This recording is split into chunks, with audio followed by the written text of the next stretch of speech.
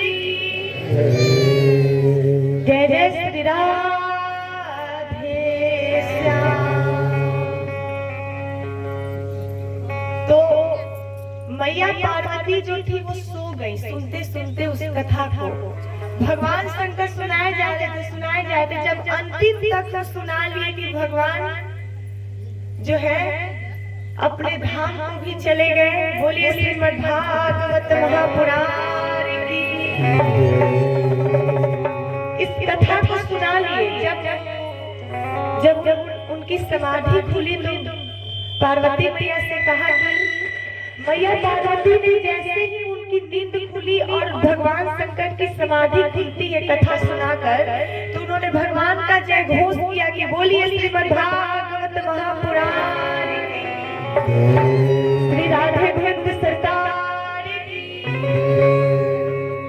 लेकिन क्या हुआ कि जब पार्वती मैया तो सो गई तो भगवान शंकर के जय जयकार सुनकर उनका नींद जैसे ही खुला, कहा कि प्रभु ये बताइए कि अब इसके बाद क्या हुआ, इसके बाद क्या हुआ, इसके आगे की कथा और सुनाइए।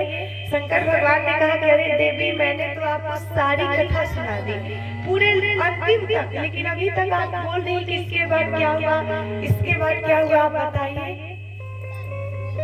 वैसे चलिए आपने तो कथा नहीं सुनी, लेकिन बीच बीच में जयकार कौन दे रहा था, बीच बीच में कौन हुंकारी मार रहा था। भगवान शंकर ने सभी जगह चारों तरफ दृष्टि घुमाकर डाली, तब तक एक छोटा सा तोता जो है पेड़ के ऊपर वृक्ष के ऊपर बैठा था छुपकर। भगवान शंकर को इतना क्रोध आया कि उन्होंने कहा कि चलो कथा सुनना सही बात है, सभी को अधिकार है कथा पर। आपने सुन लिया, इस तोते ने सुन लिया, अच्छी बात है, लेकिन इसने नियम का उल्लंघन किया है। ये तो नियम नहीं है, कथा का नियम है कि कथा में बैठो। एक बार प्रेम से बोलिए श्री राधे गोविंद सरकार की जय जय श्री राधे।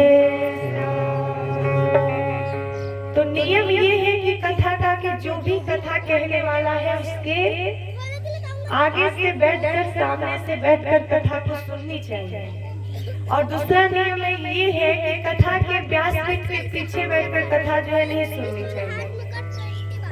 और तीसरा नियम है कि कथा सुन रहे हैं तो उसमें सोना नहीं चाहिए। अगर कैसे भी नींद आ जाए, परंतु हमें बिल्कुल भी सोना नहीं है। और जरूरी से भी जरूरी काम न हो फिर भी हमें उठकर नहीं जाना चाहिए। अगर कोई काम याद आ जाए बहुत जरूरी से भी जरूरी, फिर भी महाराज नहीं जाना चाहिए। ये बताया गया है कि शुरू से लेकर अंतिम तक कथा सुनो, जब आरती हो जाए तब आरती के बाद प्रसाद लेकर जाया जाता है। तो उसी प्रकार भगवान शंकर को इसी पर क्रोध आया कि इस शुक ने, इस तोते ने मेरे अमर कथा को चुराया है, और दूसरा कि इसने कथा का उल्लंघन किया है कि कथा में नियम है तो ये छुप कर कथा को सुना है, वो भी पीछे पेड़ पर बैठकर। ये तो नियम नहीं है।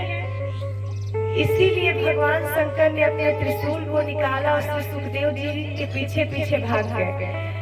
वो श्री सुखदेव जी डर के मारे इतने डरे हुए हैं कि कहीं भोलेनाथ हमको त्रिशूल चला ही न दे। भागे जा रहे महाराज, भागे जा रहे। लेकिन जब उन्हें कहीं भी शरण नहीं मिली तो वो बद्री आश्रम में, बद्रीनाथ जहाँ व्यास जी का आश्रम था, अपनी पत्नी के साथ रहा करते थे।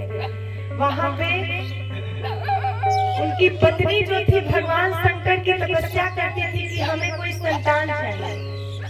व्यास जी ने भगवान शंकर की तपस्या की थी, वेद व्यास जी ने और उनकी पत्नी ने, कि हमें आपके जैसा ही पुत्र चाहिए। क्योंकि इस संतान के लिए उन्होंने तपस्या की थी, इसलिए भोलेनाथ ने उन्हें वरदान दिया था कि मैं ही आपका पुत्र बनकर आऊंगा। वही कहते हैं कि श्री सुखदेव जी कोई और नहीं है, साक्षात भगवान शंकर के अवतार है। ये साक्षात भगवान शंकर ही जो है श्री सुखदेव जी के रूप में व्यास जी के पुत्र बनकर आए हैं। और आज वही भोलेनाथ श्री सुखदेव जी के पीछे भागे जा रहे। देखिए उसी समय जो है व्यास जी की पत्नी जो थी अरुणी देवी जिसका नाम था, वो बैठी थी और भगवान की आराधना कर रही थी। उसी समय उन्होंने पुत्र की कामना भी की थी। तब तक भगवान शंकर की कृपा से देखिए उनको व्यास जी की पत्नी को जम्हाई आया और जैसे ही उन्होंने अपने मुख को खोला वैसे ही श्री सुखदेव जी जो है छोटे से रूप धारण करके उनके गर्भ में प्रविष्ट हो गए। भोलेनाथ आए, व्यास जी से कहा कि अरे आपके आश्रम पर कोई चोर आया है। वेद व्यास जी ने कहा कि मेरे आश्रम पर कोई चोर हमने तो नहीं देखा, उसने मेरी कुछ चुरा ली। भगवान शंकर की बातें सुनकर वेद व्यास जी ने कहा कि महाराज आपके पास ऐसा क्या है कि कोई आपको कुछ चुरा ले जाए? आप तो वन झाड़ी में रहते हैं, कैलाश पर्वत पर रहते हैं, ना आपके पास महल है, ना आपके पास धन रुपया खजाना है, ना आपके पास पहनने के लिए वस्त्र नहीं है, तो भला बताइए आपके पास कौन सी ऐसी चीज है कि जो कोई चोरी करके लेकर चला जाए? भोलेनाथ ने कहा कि ऐसी वैसी चोरी नहीं की है, उसने मेरी अमर कथा चोरी की है। वेद व्यास जी ने कहा कि क्या हो गया, वो तो कथा है, वो तो सभी को अधिकार है सुनने का, चलो वो सुन लिया तो वो अमर हो गया। भोलेनाथ जो है वहां से चले गए और वेद व्यास जी के पत्नी के गर्भ में श्री सुखदेव जी पूरे 12 वर्ष तक रहे हैं। वेद व्यास जी कहते रहेंगे कि सुख बाहर निकल जाओ। क्यों? क्योंकि कोई भी बच्चा अपने माँ के गर्भ में 9 महीने रहता है, ऐसा ही है ना, 9 महीने रहता ही है ना। लेकिन सुखदेव जी तो पूरे 12 वर्ष तक रहे। उनको इतना पीड़ा हो रही थी, इतना दर्द हो रहा था उनकी पत्नी को कि उन्होंने कहा ये बार-बार मैं क्यों डिस्टर्ब कर दे रहा है। बोलिए श्रीमद् भागवत महापुराण की,